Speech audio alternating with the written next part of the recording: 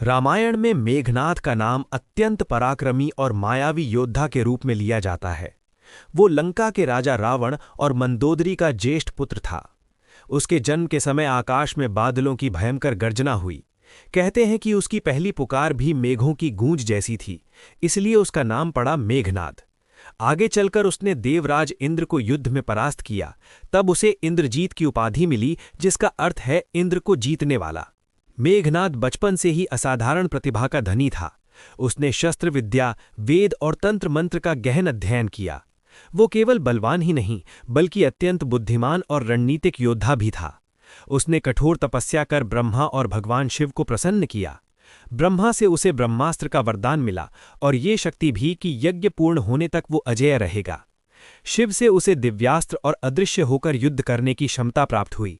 उसकी मायावी शक्ति इतनी प्रबल थी कि वो युद्ध भूमि में दिखे बिना भी शत्रु पर आक्रमण कर सकता था।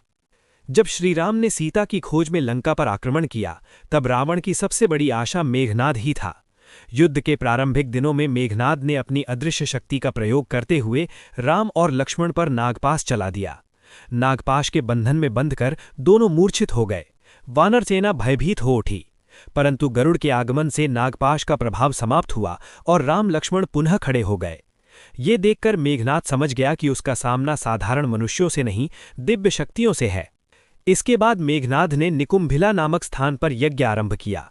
उसे वरदान था कि यदि उसका यज्ञ पूर्ण हो जाए तो उसे कोई भी परास्त नहीं कर सकेगा। किंतु विभीषण ने ये रहस्य राम को बता दिया। तब लक्ष्मण, हनुमान और वानर सेना उस स्थान पर पहुंचे।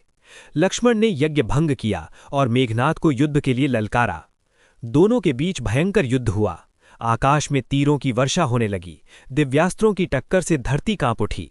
मेघनाद ने अपनी मायावी शक्तियों का पूरा प्रयोग किया, किंतु लक्ष्मण भी अद्भुत धैर्य और पराक्रम से डटे रहे। अंततः लक्ष्मण ने इंद्र द्वारा प्रदत्त दिव्य बाण का संधान किया। वो बाण सीधे मेघनाद के हृदय में जा लगा।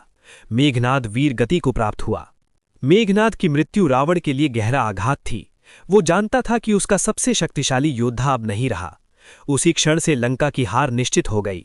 यद्यपि मेघनाद अधर्म के पक्ष में था, फिर भी उसकी वीरता, तपस्या और युद्धक कौशल अद्वितीय थे। वो रामायण का ऐसा पात्र है जो हमें ये सिखाता है कि केवल शक्ति और वरदान पर्याप्त नहीं होते। यदि मनुष्य धर्म के मार्ग से भटक जाए तो अंततः पराजय निश्चित होती है। इस प्रकार मेघनाद की कथा पराक्रम, तपस्या और त्रासद अंत की कहानी है, एक महान योद्धा की जो अपनी अपार शक्ति के बावजूद अधर्म के कारण पराजित हुआ।